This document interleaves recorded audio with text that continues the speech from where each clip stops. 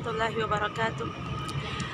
حضرت امام احمد بن حنبل کو تو آپ سب جانتے ہوں گے۔ ان کی زندگی کا ایک خوبصورت واقعہ ہے جو آپ کے ساتھ شیئر کرنا ہے، اور اس میں سے آپ لوگوں کے لیے ایک بہترین وظیفہ جو ہے وہ نکلنے والا ہے۔ حضرت امام احمد بن حنبل بیان کرتے ہیں کہ ایک بار میں سفر میں تھا اور وہاں پر رات ہو گئی اور رکنے کے لیے کوئی خاص مقام نہیں تھا، تو میں نے سوچا کہ چلیں مسجد میں جو ہے وہ میں رات گزار لیتا ہوں اور دن نکلنے پر اپنا سفر جو ہے وہ جاری رکھوں گا۔ لیکن کیا ہوا کہ وہاں پر جو مسجد کی انتظامیہ تھی ان کے کچھ رولز تھے کہ وہاں پر رات میں سٹے جو ہے وہ منع تھا، تو جس کی وجہ سے انہیں وہاں پر رکنے کے لیے جگہ نہیں ملی اور وہ وہاں سے نکل پڑے۔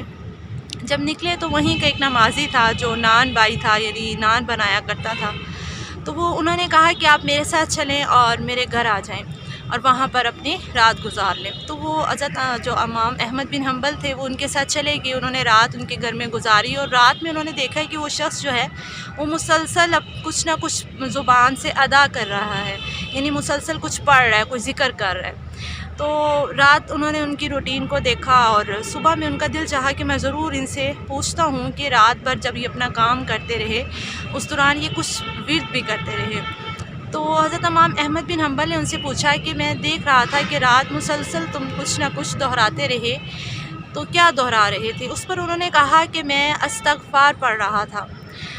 تو حضرت امام احمد بن حنبل ان سے پوچھتے ہیں کیا اس کا کوئی فائدہ بھی ہوا ہے؟ تو انہوں نے کہا کہ میرا جتنی بھی خواہشات تھیں، یعنی جتنی بھی میری وشز تھیں، وہ سب اللہ تعالیٰ نے اس استغفار کی وجہ سے پوری کی۔ صرف ایک خواہش جو ہے وہ میری باقی ہے، اور وہ یہ ہے کہ میں امام احمد بن حنبل سے ملوں۔ تو امام احمد بن حنبل ان کے سامنے موجود تھے۔ تو کیا ہے کہ کس طرح سے اللہ تعالیٰ نے ان کے استغفار پہ ان کی آخری خواہش کو بھی پورا کیا۔ حضرت امام احمد بن حنبل کا وہاں پر تاخیر ہو جانا، رات کا ہو جانا، اور پھر مسجد میں اسٹے نہ ملنا، اور وہاں پر ان کی ملاقات اور ان کے گھر تک پہنچا دینا۔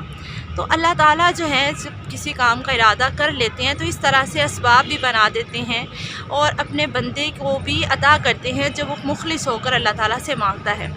تو استغفار ایسی چیز ہے یا ایسا کلام ہے جس کے ذریعے سے ہر خواہش جو ہے وہ انسان کی پوری ہو سکتی ہے۔ تو اس لیے انشاءاللہ اپنی زندگیوں میں کثرت سے استغفار کو لے کر آنا ہے۔ ہم نبی صلی اللہ علیہ وسلم کی زندگی بھی دیکھیں تو آپ سے تو ایسے گناہ نہیں ہوتے تھے، لیکن اس کے باوجود صحابہ کہتے ہیں اور آپ صلی اللہ علیہ وسلم سے ملتے ہیں کہ آپ ایک ہی نشست میں 70 سے 100 مرتبہ استغفار کر جایا کرتے تھے۔